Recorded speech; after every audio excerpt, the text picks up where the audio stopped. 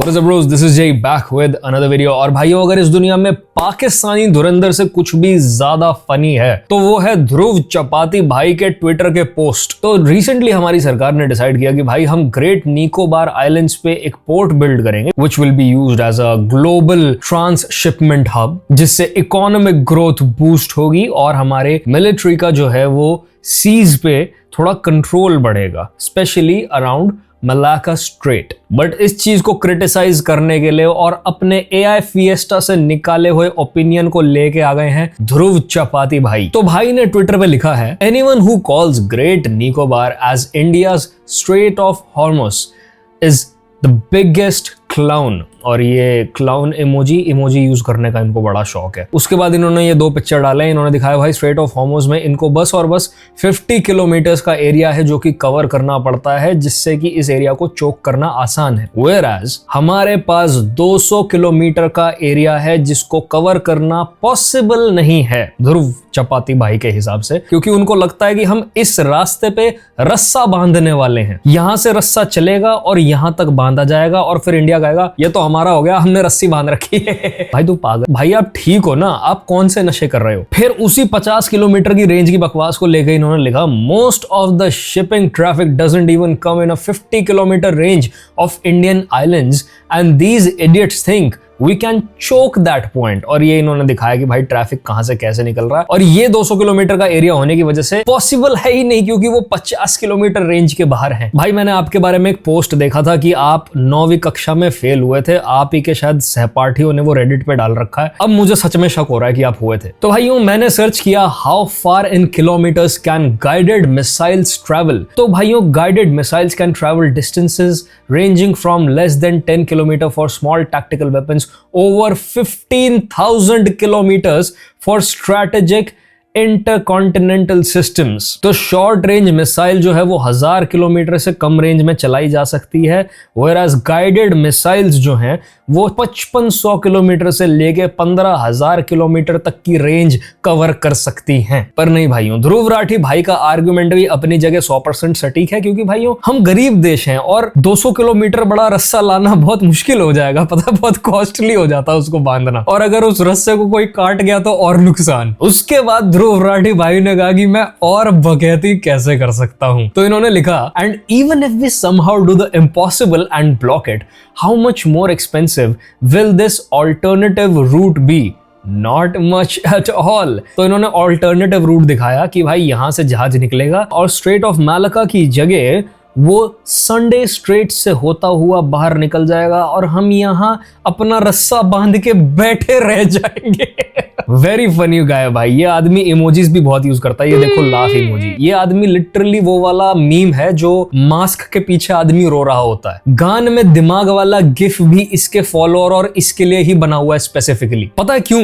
क्योंकि ये देखो, ये मालाका स्ट्रेट है, ये संडा स्ट्रेट है और यहां से जहाज होके नहीं निकलते हैं। पूछो क्यों? क्योंकि इसकी मिनिमम डेप्थ है 20 मीटर, जबकि जो सबसे बड़ा ऑयल टैंकर शिप होता है जो कि क्रूड ऑयल ट्रांसपोर्ट करने के लिए यूज होता है, विच इज कॉल्ड सुजमैक्स, उसके ड्राफ्ट का डेप्थ होता है 20.1 मीटर्स। अब ये ड्राफ्ट क्या बीमारी होती है शिप में, मैं तुम्हें दिखाता हूं। तो ये भाइयों तुम्हारा जहाज है, ये वाटर लाइन है, इसके नीचे जहाज का जितना भी एरिया है इसको ड्राफ्ट कहते हैं। सबसे नैरो डेप्थ वाले पॉइंट पे अगर 20.1 मीटर्स का ड्राफ्ट है और डेप्थ केवल और केवल 20 मीटर ही है, तो मुझे बताओ जहाज डूबेगा कि नहीं डूबेगा? पर नहीं भाइयों, ध्रुव भाई के हिसाब से नॉट मच एट ऑल है कॉस्ट, चाहे उसमें जहाज ही क्यों ना डूब जाए। बहुत ही तगड़ी कैलकुलेशन की कैपेसिटी है भाई इनकी। इन्होंने जर्मनी में बहुत तगड़ी पढ़ाई कर रखी है। और तुम मुझे बिलीव नहीं करते तो ये देखो, the straight of Malacca is preferred for Suzman vessels primarily because it's deeper draft, strategic location and better navigational safety compared to Sunda Strait. The eastern end of Sunda Strait has a minimum depth of approximately 20 meters. Since fully laden, as in fully loaded Suezmax vessel typically has a draft of around 20.1 meters, it often cannot pass through Sunda without significant risk of grounding. Whereas in Malacca Strait, the strait has a minimum depth of 25 metres. इसका मतलब ships safely वहां से निकल सकते हैं, चाहे उनका draft 21 metres का भी क्यों ना हो। इसके अलावा संडा स्ट्रेट्स के और भी प्रॉब्लम है, जिसमें आ जाते हैं uncharted sandbanks, reefs and small islands, जिनकी वजह से नेविगेट करना वहां पे मुश्किल हो जाता है। फिर आ जाता है भाई अनाक क्राकेटू नाम का एक एक्टिव वॉल्केनो। एंड देन एक और प्रॉब्लम है which is strong tidal flows and complex currents, जिसकी वजह से लार्ज वेसल्स को मूव करना उस जगह से बहुत मुश्किल हो जाता है। भाई मैं बस एक मैंगो मैन हूं, मैं इस सिचुएशन को साथ साथ समझ रहा हूं रिसर्च करके, but just in a few minutes of research I was able to understand this and find all of this information. ये आदमी इतने मिलियन सब्सक्राइबर्स लेके और इतने सालों से ये काम करने के बाद भी इतना बेवकूफ कैसे हो सकता है? अबे जर्मन जीनियस, डेप्थ तो देख संडा स्ट्रेट की, प्लस एक बार ओशन करंट मैप भी देख ले इस दुनिया का। जर्मनी में ये सब नहीं सिखाते क्या? Political issue arises, Dhruv Rathee, अब मैं ज्ञान दूंगा। भाई इसकी हरकतों की वजह से इसकी अपनी तो अपनी, साला जर्मनी की भी साथ में बेइज्जती हो रही है। भाई आ गया जी, आ गया गंडू का ट्वीट आ गया। तो आओ भाई आज इसी के ऊपर वीडियो देखेंगे। It's called the great Nicobar project meltdown explained by the Shyam Sharma show. तो यार मैं इंटरनेट पे पेट्रोलिंग कर रहा था, मैंने सोचा कि इस समय वेस्ट बंगाल में या असम में या तमिलनाडु में सारी पॉलिटिकल पार्टीज जो है वो जीतने की पूरी जोर से मेहनत कर रही होंगी। मैंने राहुल गांधी जी का एक वीडियो भी देखा, मैंने कहा अच्छा चलिए कांग्रेस के वर्कर्स को बंगाल के लिए कॉन्फिडेंस दे रहे होंगे। I am standing in the Nicobar islands. है जी, I am standing in the Nicobar Islands in the middle of what is easily the most beautiful forest that I've ever seen in my life. अभी तो result आया भी नहीं brother, आपने already संन्यास ले लिया। सारे पार्टी के लीडर्स बंगाल, असम, तमिलनाडु जैसे स्टेट्स पर फोकस्ड हैं। इनको पहले से ही पता है कि देखिए जीतने वाले तो है नहीं, चलिए निकल लेते हैं कहीं और चल के चिलैक्स करते हैं। फिर मैं पेट्रोलिंग अपनी जारी रखने ही वाला था, लेकिन मैंने चेक किया कि ये वहां पे कर क्या रहे हैं। It's amazing that 160 square kilometers of this forest are being chopped up so that one businessman, Mr. Adani, can fulfill his fantasies. Fantasy dude. एक तो ना जो एरिया डिफॉरेस्टेशन जिस एरिया में होने वाली है, जो फॉरेस्ट क्लियर होने वाला है, जहां तक मुझे पता है it's only 1.8% of the whole forest. थोड़ा हमें सैक्रिफाइस करना पड़ता है अनफॉर्चुनेटली डेवलपमेंट के लिए, क्योंकि अगर हम चीज़ों को वैसा ही छोड़ते चले जाए जैसी वो नेचुरली हैं, तो भाई हम जिस दुनिया में अभी बैठे हैं ना, वो दुनिया एग्जिस्ट ही ना करती होती। वो घर, वो सड़कें, वो बिल्डिंग्स, कुछ भी एग्जिस्ट ना करता होता, बिजली भी ना होती दुनिया में। The diversion represents approximately 1.82% of the total forest cover of the entire Andaman and Nicobar islands. तो is the forest beautiful? Yes. Is it sad कि भाई इतनी सारी लाइफ जो है वहां पे स्ट्रगल करेगी इस डिफॉरेस्टेशन की वजह से? Yes. But is the port important? Is the project important to the country? Yes भाई। वंस अगेन अगर आप चीजों को वैसे ही छोड़ते चले जाओगे जैसी वो है in the name of preservation, तो कभी भी डेवलपमेंट नहीं होने वाली है। ओहो, फिर मैंने देखा बहुत सारे जो पुराने सस्पेक्ट्स हैं, सेम अक्यूज्ड हैं, इन्हीं की तरह अंडमान निकोबार आइलैंड के ऊपर जो इंडियन गवर्नमेंट प्रोजेक्ट बना रही है उस पे अचानक से अटैक करने लगी। इंडिया की इकोलॉजी की बड़ी चिंता होने लगी। निकोबार आइलैंड्स में 8 लाख से भी ज्यादा इंपॉर्टेंट ट्रीज कटने वाले हैं। 130 स्क्वायर किलोमीटर से भी ज्यादा area will be completely destroyed, एक इंफ्रास्ट्रक्चर प्रोजेक्ट की वजह से। ब्रो, दिस तिल वाली अनोइंग लड़की, does she ever think about the fact कि जो ये AI सॉफ्टवेयर्स यूज़ कर रहे हैं उसकी वजह से एनवायरनमेंट पे क्या फ़र्क पड़ता है? ये जो इंटरनेट चला रहे हैं उसको चलाने के लिए जो तारें बिछाई जाती है वो कैसे बिछाई जाती हैं? जो हमारी सिटीज़ बनती हैं, उन सिटीज़ की सड़कें बनती हैं, वो सारी भी एक टाइम पे जंगल हुआ करती थी कि इनका बिल्कुल दिमाग चलना बंद हो जाता है AC कमरों में बैठ के। मुझे तो समझ नहीं आता भाई ये क्या लॉजिक लगाते हैं। छोटा मोटा नहीं, 72,000 करोड़ का प्रोजेक्ट जिसके अंदर निकोबार में बनेगा एक ट्रांसशिपमेंट हब, एक इंटरनेशनल एयरपोर्ट, एक पूरी की पूरी टाउनशिप और एक power plant. Government road roller चला देगी, जो मर्जी आ जाए सामने, क्या सुप्रीम कोर्ट, क्या NGT, ये तो बन के रहेगा यार। डकैत का जो इंस्टिंक्ट है वही है, पड़ा हुआ था कुछ किसी और का, चोर लो। अरे दया, ये क्या बकवास कर रहा है यार? किसी और का मतलब बे? अबे ये आइलैंड इंडियन टेरिटरी है, Andaman and Nicobar is India. किसी और का क्या होता है बे? यार दया एक काम करो, इसका जरा DNA चेक करो, ये कहीं नेहरू जी की नाजायज औलाद तो नहीं? नेहरू जी जिस तरह इंटरनेट पे आगे बकैती करेंगे भी, मॉडर्न लाइफ की सारी टेक्नोलॉजी और इंफ्रास्ट्रक्चर इनको यूज भी करना है, और उसके बाद उसको ही क्रिटिसाइज करना है। भाई तुम जंगलों में क्यों नहीं चले जाते हो अगर तुम्हें इतना प्रॉब्लम है तो? और ऐसा तो है नहीं, सरकार को नहीं पता वहां पे लेदर बैक टर्टल्स हैं और पता नहीं क्या क्या मरीन लाइफ जो है वो अफेक्ट हो सकती है इस वजह से। ऐसा नहीं हो सकता उन्होंने 4 एनवायरमेंटलिस्ट्स को बिठा के उसके लिए स्टेप्स लेने की कोशिश ना की हो। भाई उसके बारे में नहीं बताएंगे ये बस रोएंगे, डेवलपमेंट को रोएंगे ये, और फिर जब नहीं होगी, मान लो ये प्रोजेक्ट रुक भी गया, तब भी सरकार की ही गलती। भाई जॉब्स नहीं है, भाई डेवलपमेंट नहीं है, ये देखो इतने सालों से इन्होंने कुछ किया नहीं है, और वो करने चलते हैं तो इनको कीड़ा।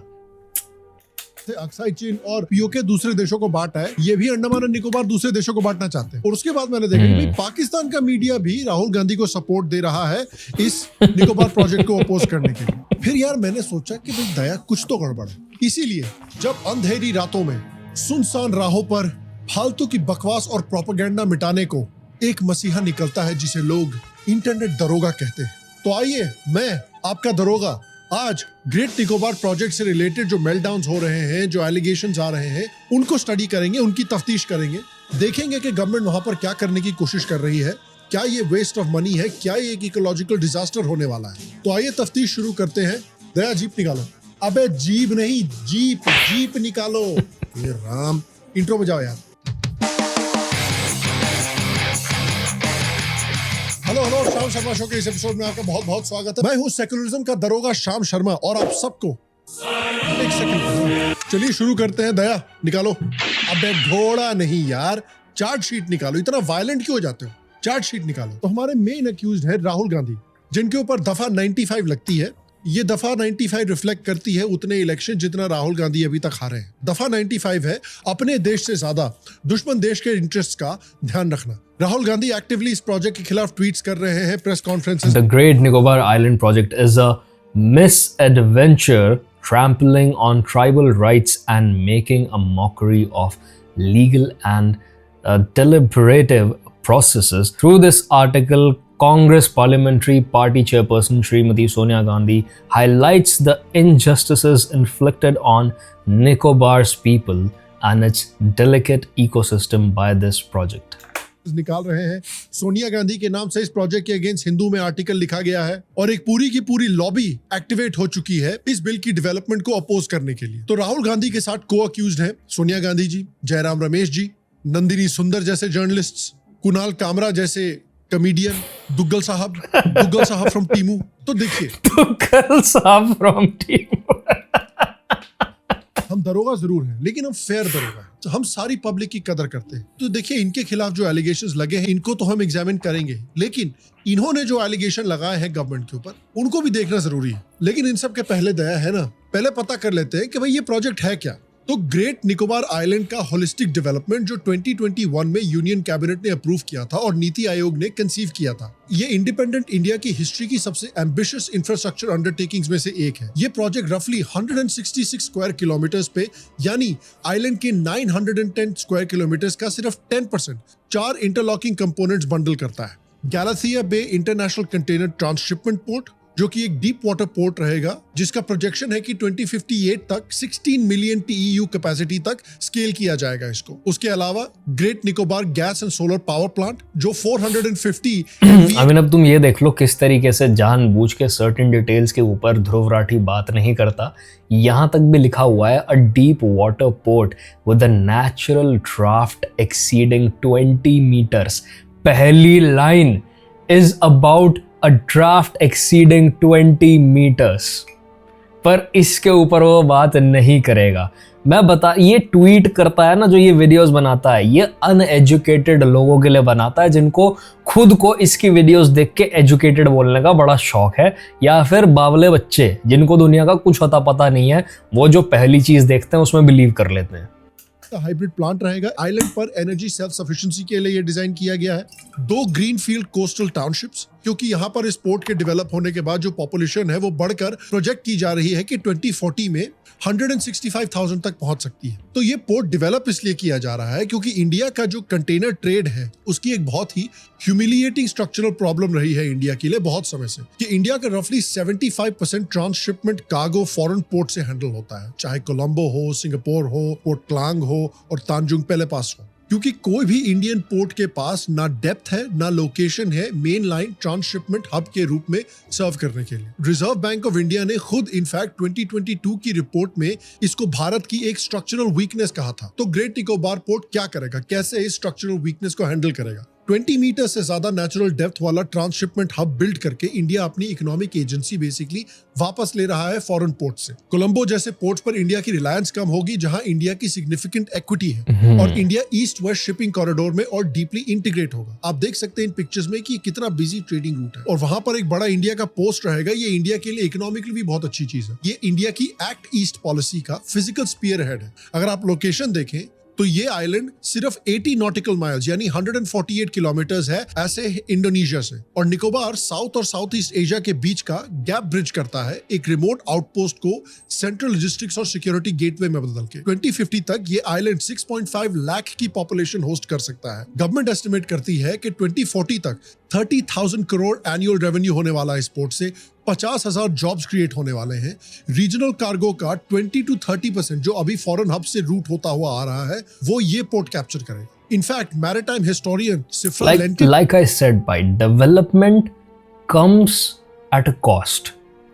आप डेवलपमेंट भी चाहते हो, फिर आप ये भी चाहते हो कि कुछ भी सैक्रिफाइस ना करना पड़े। जी हमारा नेचर वैसा का वैसा ही रहे, चाहे वो 1.82% ऑफ द टोटल एरिया ही क्यों ना हो, उसको वैसे का वैसा छोड़ दो। पर डेवलपमेंट चाहिए, जॉब्स चाहिए, पॉपुलेशन ग्रोथ चाहिए आपको उस पर्टिकुलर एरिया में जहां बस जंगल ही जंगल है। भाई ऐसे नहीं होता, कहीं ना कहीं तो किसी को डिफिकल्ट डिसीजंस लेने ही पड़ेंगे, और ऐसे डिफिकल्ट डिसीजंस लेने वालों की वजह से ही हम आज ऐसी जगहों में बैठे हुए हैं और इंटरनेट जैसी हमारे पास फैसिलिटी है। कहती है कि पोटेंशियली ये जो पोर्ट है निकोबार का, ये जबल अली ऑफ द ईस्ट हो सकता है। जबल अली दुबई का वो पोर्ट है जिसने यूएई की इकोनॉमी को पूरी तरह से ट्रांसफॉर्म कर दिया था। वही रोल ग्रेट निकोबार इंडिया के लिए प्ले कर सकता है। तो दया जो एक्यूजेशन लगा है इस पोर्ट के ऊपर या गवर्नमेंट के ऊपर कि भाई ये इस आइलैंड को बर्बाद कर I mean, considering how much traffic there is on that particular route, definitely हो सकता है। Like I don't doubt that.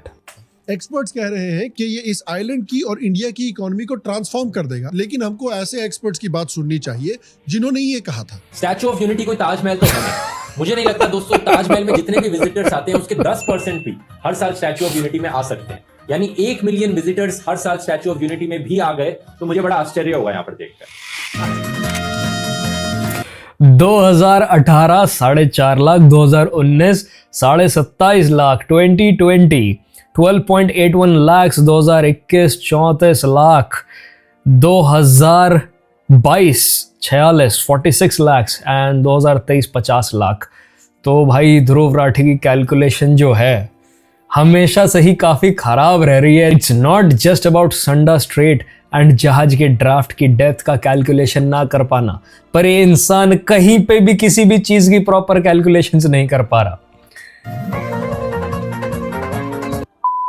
याद रखिए स्टैच्यू ऑफ यूनिटी के लेटेस्ट एस्टिमेट्स आ रहे हैं कि उसकी जो रेवेन्यू है वो 2025 में बढ़ के 150 to 175 करोड़ हो गई। कह देगा सरकार झूठे आर्टिकल छाप रही है, क्योंकि भाई ये अपने मन के हिसाब से कुछ भी बोलता है। मुझे याद है धुरंधर के टाइम पे भी इसने ये बात बोली थी कि भाई हमारी जो सरकार है और हमारी जो इंटेलिजेंस एजेंसी है उन्होंने ऑफिशियली डिनाई कर रखा है कि भाई हमने कोई स्पाई नहीं भेजा एस्पियोनाज पे पाकिस्तान में। ये देखो आर्टिकल, भाई इसके फेवर में जो चीज काम कर जाए वो कितनी भी स्टूपिड क्यों ना हो उसको ये बोल देगा, उसको ये एज प्रूफ दिखा देगा। यानी पिछले कुछ सालों के कंपैरिजन में डबल हो गई है। फुटफॉल भी रेगुलरली बढ़ रहे हैं। Also by the way Amit Shah ने हाल में ही इंडिया को नक्सलिज्म फ्री डिक्लेयर किया था। उन्होंने एक्सप्लेन किया था कि कैसे इंफ्रास्ट्रक्चर ने एक बहुत बड़ा रोल प्ले किया था नक्सलिज्म को खत्म करने में। 2014 से 2023 के बीच बस्तर और झारखंड के फॉरेस्ट में हजारों किलोमीटर के रोड्स क्रिएट किए गए हैं, मोबाइल टावर्स खड़े किए गए हैं, बैंक्स और पोस्ट ऑफिस लगाए गए हैं, और उसी एक डेकेड में आप देखिए नक्सलिज्म पूरी तरह से कोलैप्स कर गया है। क्योंकि जो हमारी सिक्योरिटी फोर्सेस है वो आसानी से ट्रैवल कर सकती है इन एरियाज में। दूसरा, क्योंकि यहाँ पर इन रोड्स की वजह से डेवलपमेंट आया है, तो वहाँ के लोकल समझ गए हैं कि नक्सलिज्म से बेटर ऑल्टरनेटिव है उनके लिए जिंदगी में। वो अपनी जिंदगी नक्सलिज्म के अलावा भी और भी बेहतर कर सकते हैं। ये फर्क पड़ा है रेड कॉरिडोर में सड़कें और हाईवेज बनाने से। और ये देखिए हमारे एक्सपर्ट क्या बोल रहे थे हाईवेज के बारे में। वंस अगेन तुम सोचो वो जो रोड्स बनी हैं, जो हाईवेज बने हैं, पक्के रास्ते बने हैं, उसके आसपास कल बिल्डिंग्स नहीं बनेंगी? 1 plot at a time buildings के लिए ज़मीन कटनी शुरू नहीं होगी? ऑब्वियसली होगी भाई, उससे जंगल भी कम होते दिखेंगे तुम्हें वहाँ पे। बट क्या वो डेवलपमेंट के लिए ज़रूरी नहीं है? भाई थोड़ा दिमाग लगाओ। आप जो लॉजिक दौड़ाते हो ना ट्विटर पे आके, आप जो एनवायरनमेंट के लिए बहुत ज़्यादा प्रचार करना शुरू करते हो, उससे पहले थोड़ा सा दिमाग लड़ाओ, जानो दुनिया कैसे डेवलप हुई है आज तक। क्योंकि क्या हमें सही में जरूरत है और हाईवेज की? क्या हमें सही में डबल हाईवेज की जरूरत है, डबल एयरपोर्ट्स की जरूरत है? यार दया, मैं तो ऑनेस्टली कहता हूँ कि अगर आप करोड़पति बनना चाहते हो कल सरकार ये भी कहेगी ना कि हमने प्रोजेक्ट लिया है कि हम इस देश की हर सड़क का गड्ढा भर देंगे, यहां टूटी सड़क नहीं मिलेगी। कल ध्रुव राठी आगे वीडियो बनाएगा, भाइयों ये पैसा वेस्ट कर रहे हैं, ये पैसा वेस्ट कर, क्या जरूरत है गड्ढे भरने की? भाइयों जिस देश में इतनी दिक्कतें हैं उसमें गड्ढे भरने की क्या जरूरत है? तो जब भी हमारे दुग्गल साहब किसी चीज को सपोर्ट करते हो, उसके ऑपोजिट पे बैट लगा दीजिए, महीने भर के अंदर करोड़पति बन जाइएगा। तो देखिए इस For real भाई। लॉजिक बिल्कुल सीधा और सिंपल है। अभी जो भी इंडियन एक्सपोर्टर कोलंबो या सिंगापुर के थ्रू कंटेनर रूट करता है, वो बेसिकली फॉरेन पोर्ट फीस पे कर रहा है, फॉरेन वैल्यू एडेड सर्विसेज का पैसा दे रहा है और लॉन्गर ट्रांजिट टाइम्स झेल रहा है। गैलाथिया क्या करेगा कि वो रेवेन्यू वापस इंडिया में आएगा, इंडियन ट्रेड के लीड टाइम्स और कम होंगे, और Galathea already operational Vizhinjam transshipment port के साथ जो अरेबियन सी के साइड पर है, पेयर करता है। मतलब पहली बार इंडिया के पास 2 कोस्ट का ट्रांसशिपमेंट आर्किटेक्चर रहेगा। दया, दूसरा एलिगेशन क्या है जो अक्यूज है हमारे उनकी तरफ से? निकोबार आइलैंड्स में 8 लाख से भी ज्यादा इंपॉर्टेंट ट्रीज कटने वाले हैं। 130 स्क्वायर किलोमीटर से भी ज्यादा area will be completely destroyed, एक इंफ्रास्ट्रक्चर प्रोजेक्ट की वजह से। छोटा मोटा नहीं, 72,000 करोड़ का प्रोजेक्ट, जिसके अंदर निकोबार में बनेगा एक ट्रांसशिपमेंट हब। इस प्रोजेक्ट के लिए लाखों पेड़ काटे जाएंगे, पर हमें एग्जैक्टली नहीं पता कि कितने पेड़ काटे जाएंगे। प्रोजेक्ट के अपने रिपोर्ट के हिसाब से 8.5 लाख पेड़ काटे जाएंगे। अच्छा, इकोलॉजिकल डैमेज हो रहा है बहुत ज्यादा। अंडमान एंड निकोबार की इकोलॉजी को बर्बाद कर दिया जाए। पहली बात तो ये यार कि बड़ी अच्छी बात है कि इनको बीजेपी के समय पे इकोलॉजी की बड़ी चिंता हो रही है, क्योंकि सरदार सरोवर डैम का कंस्ट्रक्शन हुआ था, 2 लाख से ज्यादा लोग डिस्प्लेस किए गए थे, कांग्रेस की गवर्नमेंट थी। तेहरी डैम क्रिएट हुआ था कांग्रेस की गवर्नमेंट के समय पे, लाखों को डिस्प्लेस किया गया था। इंदिरा गांधी कनाल बनाया गया था, कई लोग डिस्प्लेस हुए थे। ब्रिहान डैम, हीराकुड। इससे मुझे कुछ ध्यान आया, एक ट्वीट मुझे किसी का दिखा था, रुको मैं तुम्हें दिखाता हूँ। Nehru ji gifted Coco islands to Myanmar, now China has a base there watching us. Indira ji gifted Katchatheevu to Sri Lanka, Tamil fisherman still get arrested daily. Rahul Gandhi visits Andaman, protests against India new strategic port helping China। अब मैं नहीं कह रहा हूं, ठीक है, पर लोग कह रहे हैं कि भाई हिंदुस्तानियों का सबसे बड़ा दुश्मन हिंदुस्तानी ही है। Strait of Malacca, China's biggest weapon against India, Rahul Gandhi helping them keep it। मैं नहीं कह रहा हूं भाई, I see it more as a development versus conservation clash, but at the same time किसी को बाकी के प्रोजेक्ट से प्रॉब्लम ना होना और उन्हीं प्रोजेक्ट से प्रॉब्लम होना जो कि इंडिया के हित में वर्क करने वाले आने वाले कुछ सालों में, is very weird. Dam, Bhakra Nangal dam, सब कांग्रेस एरा के प्रोजेक्ट्स हैं। Lakhs of tribals, lakhs of farmers को डिस्प्लेस किया गया था, लेकिन रीजन ये माना गया था कि देखिए इन डैम्स की वजह से इन एरियाज में इरिगेशन बेहतर होगा और अल्टीमेटली इन एरियाज की इकोनॉमी बेहतर होगी। आज यही पार्टी है जो जब अंडमान की इकोनॉमी को इंप्रूव करने की कोशिश की जा रही है, इंडिया के स्ट्रेटेजिक इंटरेस्ट को देखने की कोशिश की जा रही है, तो बड़ा हल्ला मचा रही है। और यार उतनी पुरानी बात भी छोड़ो, 2025 की बात देखिए, कांचा गजीबोली कंट्रोवर्सी। हैदराबाद यूनिवर्सिटी के पास कांग्रेस गवर्नमेंट ने 400 एकड़ के फॉरेस्ट लाइक लैंड को क्लियर किया है आईटी पार्क और इंडस्ट्रियल एरिया बनाने के लिए। कोर्ट्स ने और मीडिया ने कहा है कि यहाँ पे बहुत अलार्मिंग पिक्चर बन रही है डिफॉरेस्टेशन की। ये काम मेनलैंड इंडिया पर हो रहा है और राहुल गांधी इतनी दूर। पर देखो, इसके बारे में इन तीनों में से जिनकी वीडियोस अभी दिखाई गई हैं, इनमें से किसी ने भी बात नहीं की, चुप, एकदम गायब। अंडमान निकोबार आइलैंड पे जाके हल्ला मचा। इनका मुद्दा ये नहीं है कि भाई देश के हित के लिए चीज हो रही है या उसके अगेंस्ट हो रही है। इनका मुद्दा है एक सर्टेन पार्टी को सारा टाइम क्रिटिसाइज करना और दूसरी को सपोर्ट करना। Makes you wonder if it's all a coincidence या फिर ये बहुत ही प्लानिंग से एक पॉलिटिकल पार्टी का प्रोपेगेंडा पुश कर रहे हैं। बताइए, ये तो वही बात हुई कि ये दूसरों पे लड़की छेड़ने का आरोप लगा रहे हैं और खुद मिरांडा हाउस के सामने लड़कियां इनको पुलिस से पिलवा चुकी हैं। खुद हमाम में नंगे घूम रहे हैं और दूसरों को अश्लील बोल रहे हैं। और जहां तक ये जो बात उठा रहे हैं कि इकोलॉजी बर्बाद हो जाएगी, गवर्नमेंट किसी की बात नहीं सुन रही है, कुछ इन्होंने प्लानिंग नहीं की है यहाँ पर डेवलपमेंट करने के पहले, दया जरा उस आर्गुमेंट को देखते हैं फॉरेंसिक लैब से क्या आया है अभी तक। फॉरेंसिक लैब से जो रिपोर्ट आई है वो दिखाती है हमें कि इंडिया के specialist environmental court national green tribunal ने इस पूरे मामले को एग्जामिन किया है। अप्रैल 2023 में एनजीटी ने एनवायरमेंटल क्लियरेंस में इंटरफेरेंस करने से मना किया था और स्पेसिफिक कंसर्न्स रिविजिट करने के लिए The NGT had ordered a high-powered committee to be constituted to revisit the clearance based on observation deficiencies. Kothari also objected to the narrow terms of reference to the committee, which limited its investigations into 3 issues: an incomplete translocation plan for the corals, the use of only one season's data to support the clearance, and the fact that 7 square kilometers of the project fell into CRZ1A areas, which are zones that prohibit development activity due to presence of coral reefs, mangroves and nesting grounds for birds and turtles. तो भाई मैंने कहा था कुछ ना कुछ उन्होंने सोचा होगा, and here's the proof. These are some of the many issues raised. 6 members की हाई पावर्ड कमेटी कंस्टिट्यूट की थी। उसके बाद फिर से 16 फरवरी 2026 में एचपीसी के फाइंडिंग्स रिव्यू करने के बाद एनजीटी ने दोबारा इंटरवीन करने से मना किया और कहा कि प्रोजेक्ट की स्ट्रेटेजिक इंपॉर्टेंस कंसिडर करते हुए हमें इंटरफेरेंस करने का कोई भी अच्छा ग्राउंड नहीं मिल रहा। एनजीटी ने यानी जो नेशनल ग्रीन ट्राइब्यूनल है उन्होंने एक्सप्लिसिटली नोट किया है कि एडिक्वेट सेफगार्ड्स बिल्ड किए गए हैं लेदरबैक टर्टल्स को बचाने के लिए, निकोबार मेगापोर्ट को बचाने के लिए, सॉल्ट वाटर क्रोकोडाइल्स को बचाने के लिए, कोरल ट्रांसलोकेशन के लिए, मैंग्रोव रेस्टोरेशन के लिए और शोम्पेन और निकोबारीज जो ट्राइबल लोग हैं उनके वेलफेयर का ध्यान रखने के लिए, उनका प्रॉपर रिलोकेशन करने के लिए। इनफैक्ट जो एनवायरमेंटल क्लियरेंस मिला है वो कुछ चीजें मैंडेट भी करता है। नंबर 1 कि एक बायोडाइवर्सिटी कंजर्वेशन प्लान बनाया जाए जिसमें wildlife institute of India, zoological survey of India, botanical survey of India, इन सबके इनपुट्स रहेंगे। और जूलॉजिकल सर्वे ऑफ इंडिया ने कोरल कंजर्वेशन प्लान प्रोड्यूस भी किया है जिसमें ट्रांसलोकेशन की क्लियर प्लान्स इंक्लूडेड है। और प्लान्स देखिए, डाइवर्जन जो एरिया है उसका 50% से ज्यादा, रफली 65.99 स्क्वायर किलोमीटर्स ग्रीन डेवलपमेंट के लिए रिजर्व्ड है।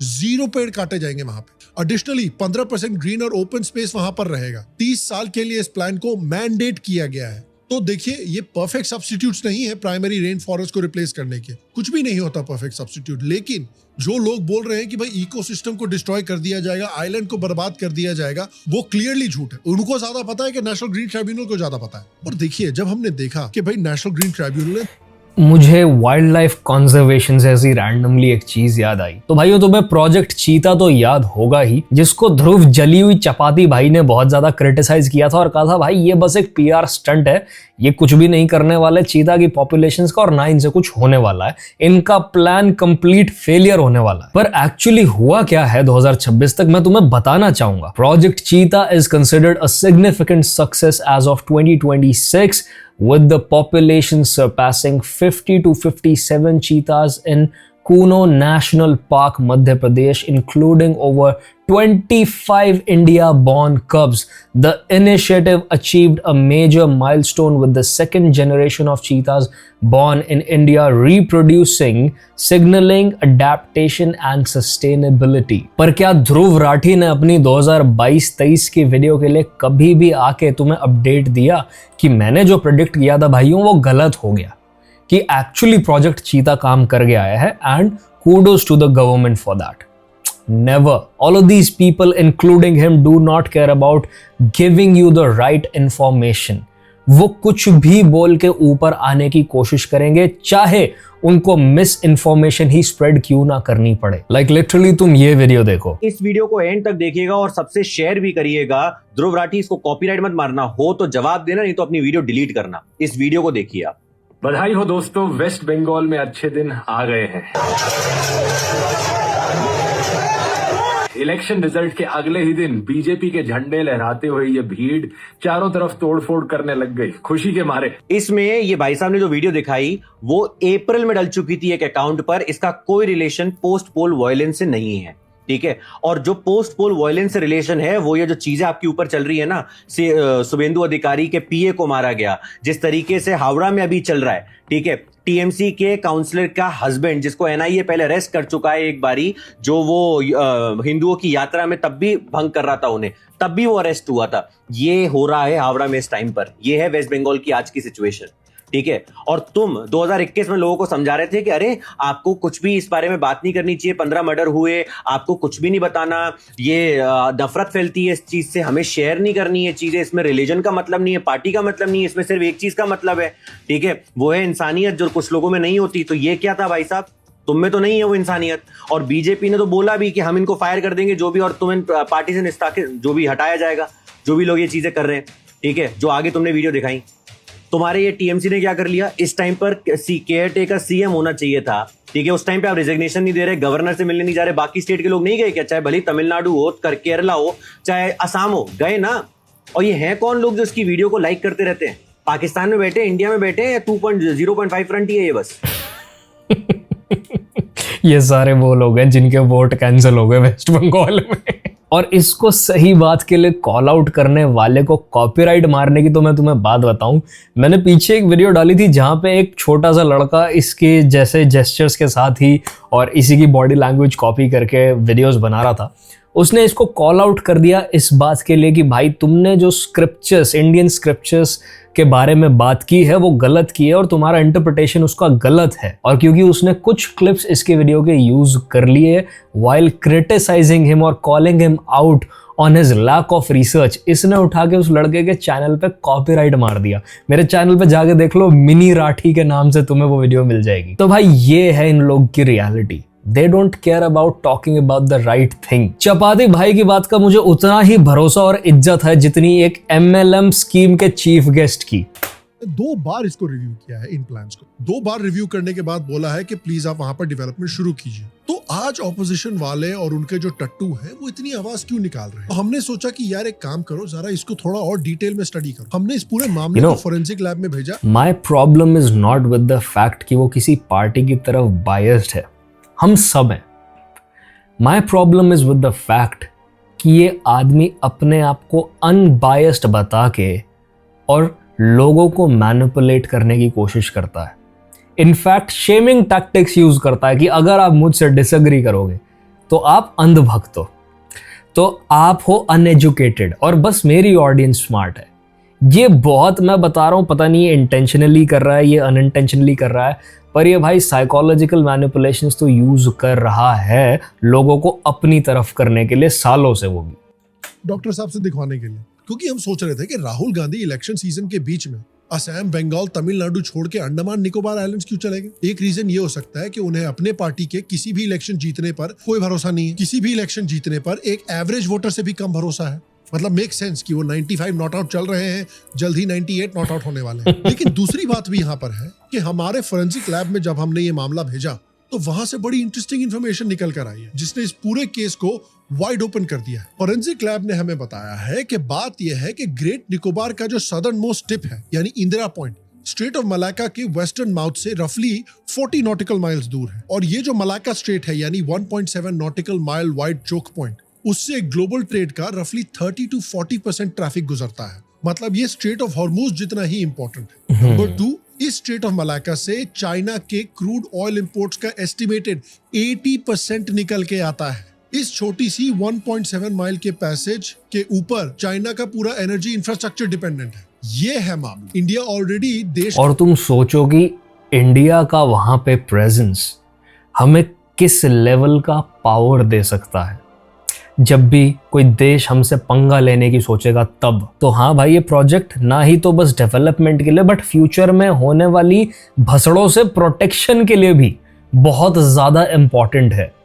Single tri service theatre command operate करता है, यानी जो अंडमान एंड निकोबार कमांड है वो पोर्ट ब्लेयर से ऑपरेट होता है। लेकिन पोर्ट ब्लेयर अभी भी बहुत नॉर्थ में। ग्रेट निकोबार जो है वो इंडिया को एक फॉरवर्ड ऑपरेटिंग बेस देता है जो एग्जिस्टिंग इंफ्रास्ट्रक्चर से रफली 500 किलोमीटर्स मलाका के क्लोजर है। और सबसे इंटरेस्टिंग बात यह है कि चाइनीज स्ट्रेटेजिस्ट ने खुद इस बात को रिकॉग्नाइज किया है और इसको मलाका डायलेमा कहा है। यानी बीजिंग ने भी रियलाइज किया है कि इस स्ट्रेट पर, इस एरिया में उनकी एक स्ट्रक्चरल वल्नरेबिलिटी है और अगर इंडिया यहाँ पर एक बेस बना लेता है, एक नेवल बेस क्रिएट करता है, तो वहां पर इंडिया को बहुत बड़ा जियोग्राफिक, जियोपॉलिटिकल और नेवल एडवांटेज हो जाएगा ओवर चाइना, क्योंकि इंडिया बहुत करीब है इस एरिया के कंपेयर टू चाइना।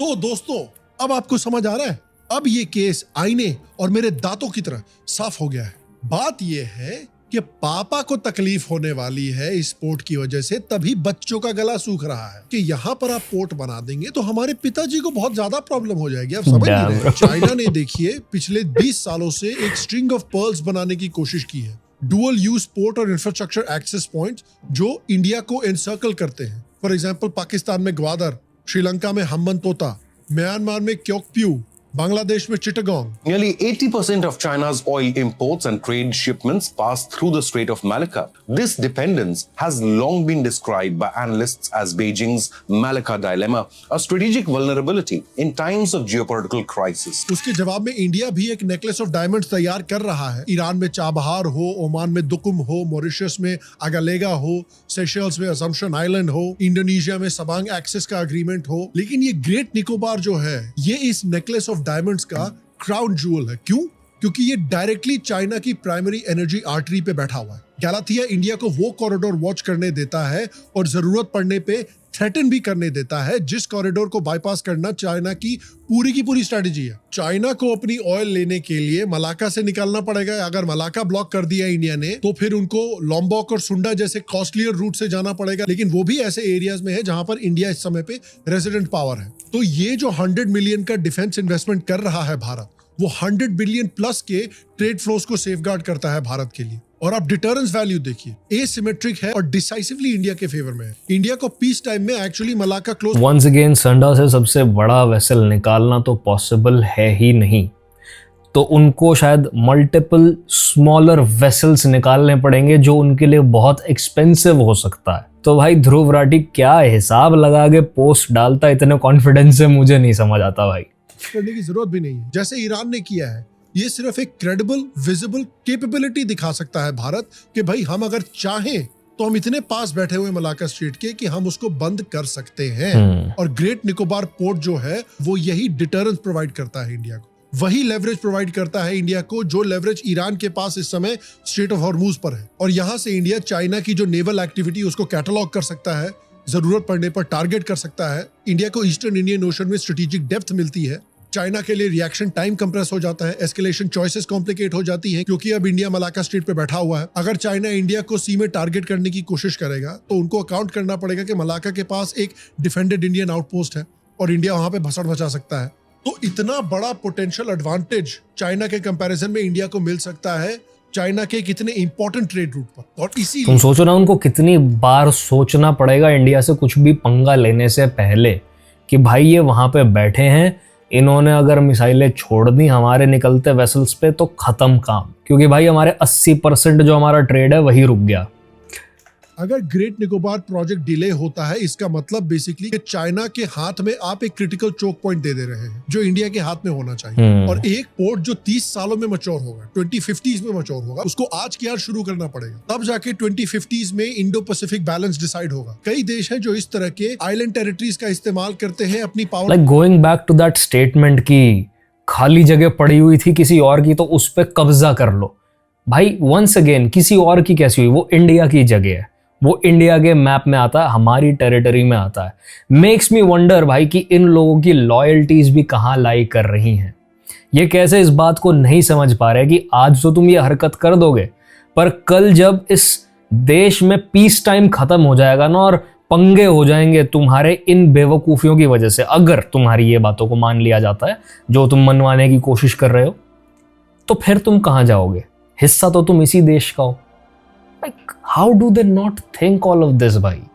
प्रोजेक्शन के लिए, अपने इंटरेस्ट की देखभाल करने के लिए, चाहे फ्रांस हो, चाहे यूके हो, चाहे अमेरिका हो। और देखिए दया, मामला यहाँ पर खत्म नहीं हुआ है, मामला अभी और भी कॉम्प्लिकेटेड होता है, क्योंकि जब ये मामला हमने भेजा था हमारी लैब को, तो हमारे लैब ने और भी कुछ बड़ी इंटरेस्टिंग चीजें ढूंढी है कि भाई राहुल गांधी और कांग्रेस पार्टी जो इस स्ट्रेटेजिक निकोबार पोर्ट डेवलपमेंट को बीजेपी की इवल आइडिया की तरफ फ्रेम कर रही है, हमारे लैब ने पाया कि अंडमान एंड निकोबार आइलैंड्स पर ऑलरेडी एक मिलिट्री इंस्टॉलेशन मौजूद है जो बीजेपी के समय से पहले से वहां पर मौजूद है। तो फिर हमने दया और अभिजीत को इस बात को ढूंढने के लिए कहा और दया ने एज यूजुअल जरूरत से ज्यादा दरवाजे तोड़ दिए। यार थोड़ा मेडिटेशन स्टार्ट करो ऑनेस्टली। लेकिन फिर भी इंफॉर्मेशन ढूंढ ली उन्होंने और वो बेस है INS बाज जो India INS Baz is the Indian Navy's southernmost naval station located at Campbell Bay on Great Nicobar Island in the Andaman and Nicobar Islands, commissioned on July 31, 2012 when the UPA was in power and Sonia Gandhi was the UPA chairperson। और वो post किसकी अभी share हुई थी कि भाई बहुत आपत्तिजनक बात है, श्रीमती सोनिया गांधी ने जो है ये दिखाया है कि क्या डेंजर है इस प्रोजेक्ट का। बहुत बढ़िया भाई। How many trees were cut down for this project by Rahul Baba's family question mark. I mean कितना ही मैं अवॉइड करने की कोशिश कर लूँ इस पूरी चीज़ को पॉलिटिकल डायरेक्शन में ले जाने से, बट भाई ये लोग खुद ही हरकतें ऐसी कर रहे हैं कि पॉसिबल नहीं रहता। नेवी का south most naval air station है ग्रेट निकोबार आइलैंड पे और ये कमीशन कब हुआ था? 31 जुलाई 2012 जब यूपीए पावर में था और सोनिया गांधी यूपीए की चेयरपर्सन थी। पहली बात राहुल गांधी को पुलिस को बतानी चाहिए कि राहुल बाबा के परिवार ने कितने पेड़ कटवाए थे INS बाज को निकोबार आइलैंड पर बनवाने के लिए। दूसरी बात, ये बात तो क्रिस्टल क्लियर है ना कि अंडमान और निकोबार आइलैंड की स्ट्रेटेजिक इंपॉर्टेंस बीजेपी के आने से पहले से भी पॉलिटिकल क्लास जानता था। INS बाज 2012 में कांग्रेस ने ही बनाया था, खुद ये समझ के कि ये कितना स्ट्रेटेजिकली जरूरी है। फिर 2026 में क्या बदल गया? कांग्रेस पार्टी जो प्रोजेक्ट्स की नेशनल सिक्योरिटी की इंपॉर्टेंस समझती थी, अचानक से उनके खिलाफ कैसे हो गई? अब देखिए, there are some possible answers, है कि नहीं? और देखिए इसका एक्सप्लेनेशन एक बड़ा सिंपल सा है जो दया ने बोला है कि भाई कहीं कांग्रेस पार्टी को कहीं से डायरेक्शंस तो नहीं आ रहे कि अपने खुद के प्रिंसिपल्स को बिट्रे कीजिए। कहीं राहुल गांधी जी को ऑफर तो नहीं आया कि like what they're preaching right now is straight up against the country's interests। मैं बस यही कहूंगा, वो हित में तो नहीं है देश के।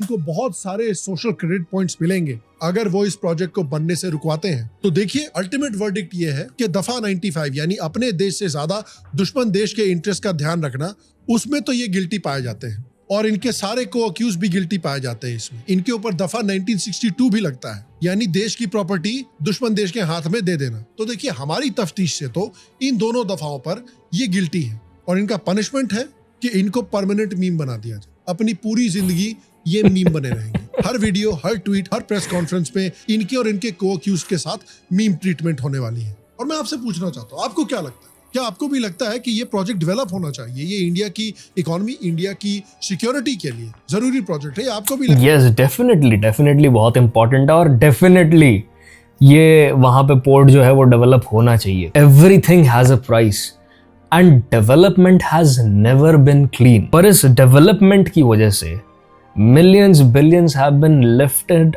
Out of poverty. बहुत लोगों को एम्प्लॉयमेंट मिला है, टेक्नोलॉजी बिल्ड हुई है जिसकी वजह से मैं ये वीडियोस डाल पा रहा हूँ और तुम देख पा रहे हो।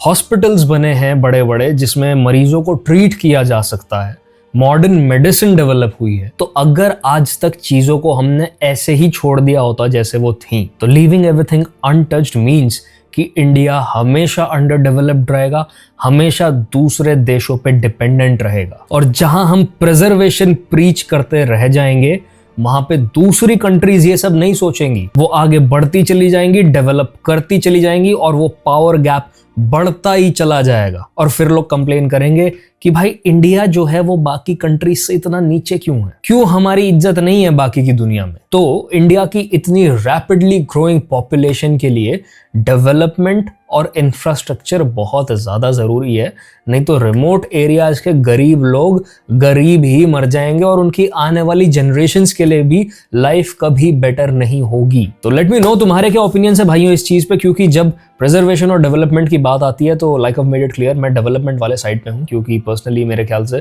प्रिजर्वेशन जितना इंपॉर्टेंट है उतना डेवलपमेंट भी है एंड कुछ ना कुछ तो आपको सैक्रिफाइस करना ही पड़ेगा। And right now development sacrifice करना ज्यादा बड़ी बेवकूफी है मेरे ओपिनियन में। I hope you learn something from this video just like I did and I will see you brothers in the next one.